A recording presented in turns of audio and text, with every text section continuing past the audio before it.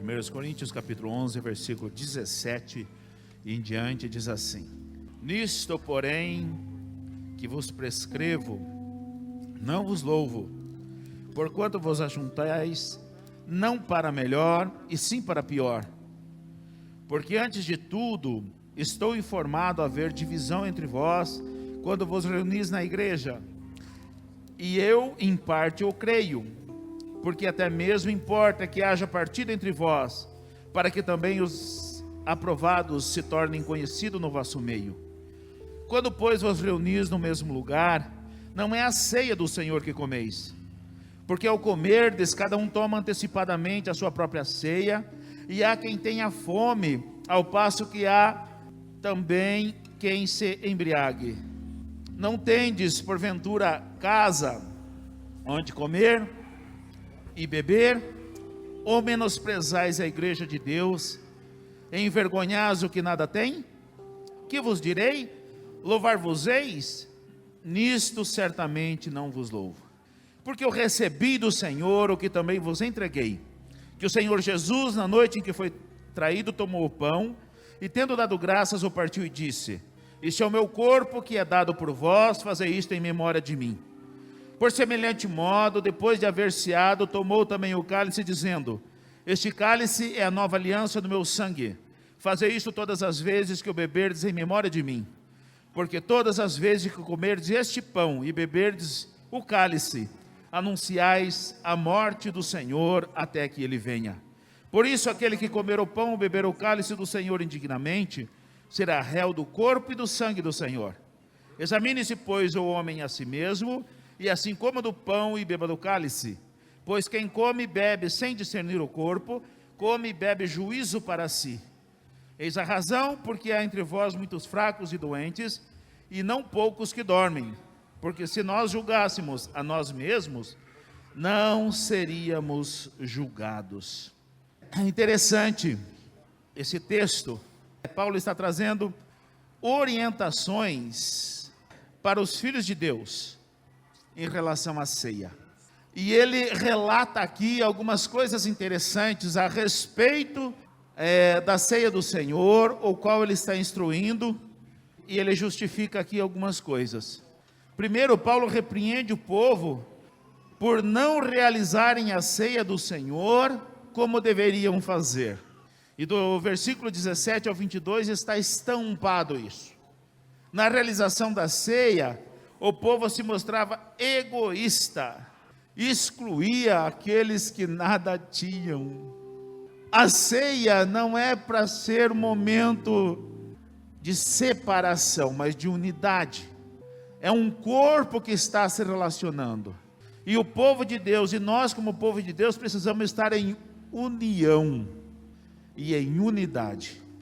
E aqui Paulo repreendeu o povo porque eles estavam sendo exclusivistas, egoístas. Cada um levava a sua própria ceia e dela participava, esquecendo-se dos outros. Então, uns comiam demais e uns não comiam. Uns se embriagavam e uns nem bebiam. Paulo está instruindo, não é assim a ceia do Senhor. A ceia do Senhor é para ser um momento de união, de unidade. E é isso que eu prezo aqui em nosso meio. Que você neste momento, você esteja em união. E para estar em união, nós precisamos ter paz com os irmãos. Não estar em pecado contra Deus. Se porventura você cometeu algum pecado, confesse e deixe, para que você não seja condenado. Então, esteja em união. Paulo também invoca o modelo que Jesus instituiu lá no Mateus 26. Ele diz assim: porque eu recebi do Senhor o que também vos ensinei. Nós não podemos fazer diferente daquilo que nós recebemos do Senhor. E Paulo está se referindo aos elementos. E o que Jesus instituiu? Pão e vinho. Esses foram os elementos da ceia do Senhor. E ele usa então os mesmos elementos. Nós não podemos mudar aquilo que o Senhor instituiu. E tem muitas pessoas que se julgam tão santas que não podem beber vinho na ceia. Tem que ser suco, porque o vinho tem álcool. Não tinha aqui, Paulo diz, tem uns que se embriagam. Não tinha álcool no vinho aqui, por acaso? Tinha sim, se embriagavam porque tinha álcool. O vinho naturalmente tem álcool. Agora, um cálice assim embriaga alguém? Será que embriaga alguém? Nós precisamos parar de coar mosquito e engolir camelo. Muitas vezes nós fazemos isso. Coamos o mosquito. Ai, o vinho tem álcool, mas a língua desse tamanho fala mal de todo mundo, calunia irmãos, deturpa aquilo que o Senhor mais preza, que é a unidade, a comunhão. Nós não podemos mudar aquilo que o próprio Senhor instituiu. E Paulo traz isso para a igreja, porque eu recebi do Senhor o que também estou ensinando vocês. Paulo também ele mostra a finalidade da ceia. E a finalidade da ceia é apontar para o sacrifício de Jesus Cristo.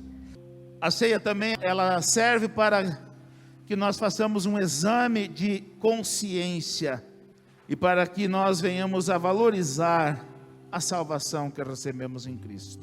Do 26 em diante está retratando isso. Quando nós, ao participarmos da ceia, nós olhamos para o sacrifício de Cristo, nós vamos ver que o pequeno sacrifício que nós temos que fazer não é nada perto do que Ele já fez por nós.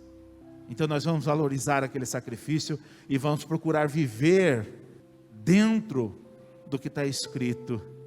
Quando nós fazemos um exame de consciência perante a palavra de Deus, nós vamos ver que nós temos algo sim a confessar ao Senhor e deixar.